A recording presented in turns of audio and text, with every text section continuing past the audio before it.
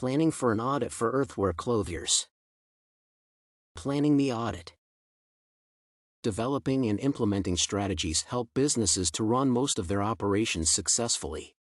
Organizations with qualified leaders and strategic plans learn to create value and control the market in a manner that increases profit margins. Similarly, planning for an audit is essential because it helps in identifying risks, fraud cases, as well as reducing errors in auditing. It also enhances audit quality. This case focuses on the audit plan for Earthwear Clothiers, which was founded in 1973 and specialized in high-quality clothing for outdoor sports, such as skiing and hiking. The company also offers casual clothing, soft luggage, shoes, and accessories. Earthwear has a business objective of increasing the customer base by introducing a new extreme sports product line to attract younger consumers. Business risk. Business risks are essential because it enables businesses to determine the maximum acceptable risks when engaging in an activity. Earthwear intends to expand its operations through the addition of new clothing that focuses on a younger crowd. There are both internal and external business risks involved when introducing a new product. Internal risks include issues such as preparations, resources available, missing deadlines, inability to test, as well as research and design involved when creating the product. These factors would influence the success of the extreme sports products the company wants to create. External risks would include issues such as competition, delays in supply of raw materials, changes in market prices, natural and political issues influencing extreme sports. These factors are in line with Audit Guideline Number 12, as recorded in the Public Company Accounting Oversight Board. This guideline addresses the planned nature, timing, and extent of risk assessment procedures, as well as risks of material misstatement. Management assertions. Financial statements and reporting done should be supported with sufficient evidence. In PCAOB, Audit Guideline Number 15 places much emphasis on audit evidence. Auditors are required to obtain appropriate evidence that supports the claims made regarding financial statements and internal control in financial reporting. Therefore, the auditor selected to perform the audit at Earthwear should be competent and thorough in collecting data linked with a new product line to support assertions. The financial evidence would help in supporting the assertions regarding control and inherent risks related to the company and the market. The auditor obtains evidence by assessing the company's cash, payable, and receivable accounts, among others. Audit risk. Quality of audit risk relies on the approaches made by an auditor in lowering risk as low as possible.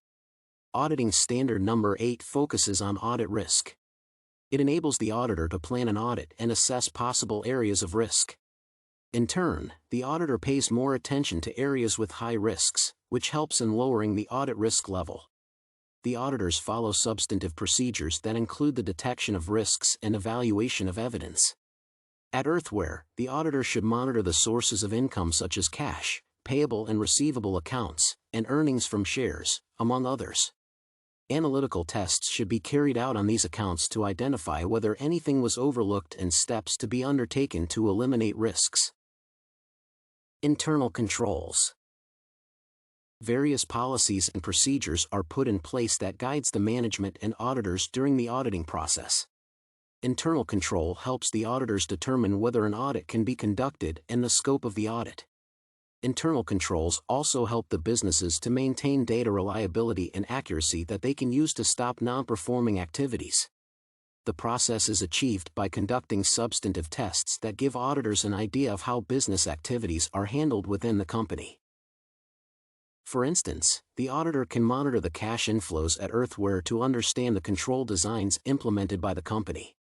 The internal controls are addressed in Auditing Standards Number 5 and Number 12. The two show how walkthroughs can be performed to identify flaws. Earthwear should create new internal controls purposefully for the extreme cloth product line. Effect on audit procedures. The addition of a new product to Earthwear's catalog will increase the audit procedure. The auditors selected to audit a firm need to review all the products or activities in a business. Therefore, the auditor would be required to assess the effectiveness of the new product line on the company using analytical testing and other approaches. The new product line also means that the company would add more accounts that increase the testing time. Also, the designing of new internal controls for the extreme product line could further increase the auditing activities. An example is that the new extreme cloth would require the purchasing of equipment, which auditors need to account for in the fixed assets. Preliminary risk assessment. Preliminary analytics are essential when calculating materiality as they reveal how a company is performing in different areas. Multiple bases can be used to find materiality. In this case, Earthwear is a for-profit company, which means that income raised before tax can be used to determine materiality. Therefore, omissions or combined misstatements greater than 7%, or roughly $2,502,990, are regarded as material. In case the revenue was used, then the combined misstatement greater than 3% or $28,514,520 should be counted as material. The risk of material misstatement is assessed for various accounts, including cash, receivables, and revenues, as well as payroll, among others. Each carries different level material misstatement risks.